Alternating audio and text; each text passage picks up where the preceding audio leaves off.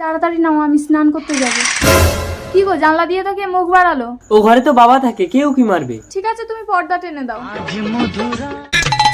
হ্যাঁ বাবা, পর্দাটা টেনে দিল রে। হেই, পরে হবে, আমি এখন স্নান করতে যাচ্ছি।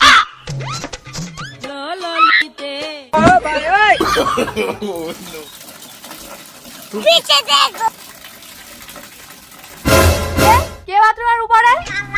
আমি গো বৌমা, কেন? গাছে একটা পেয়ারা পেকেছে তাই পারতে উঠেছি। বাথরুমে ছাদ নেই, আপনি উপরে থাকলে আমি স্নান করবো কি করে? কোনো সমস্যা নেই বৌমা, তুমি স্নান করো।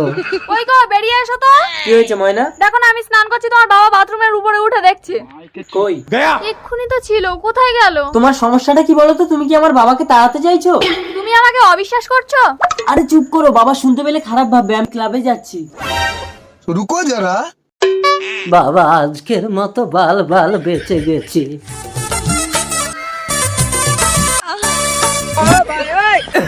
কি হলো, আপনি আমার ঘরে কেন আর দরজা বন্ধ করলেন কেন?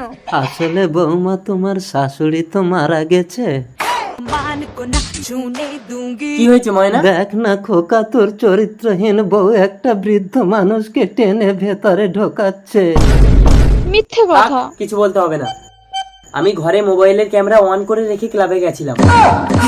খোকা, আমি বৃন্দাবনে চলে যাব। তোমার মতো মানুষ বৃন্দাবনে গেলে বৃন্দাবনটাও অপবিত্র হবে। তার চেয়ে বরং আমরাই বাড়ি ছেড়ে চলে যাচ্ছি। যাস না খোকা, আমি বড় একা হয়ে গেলাম গো।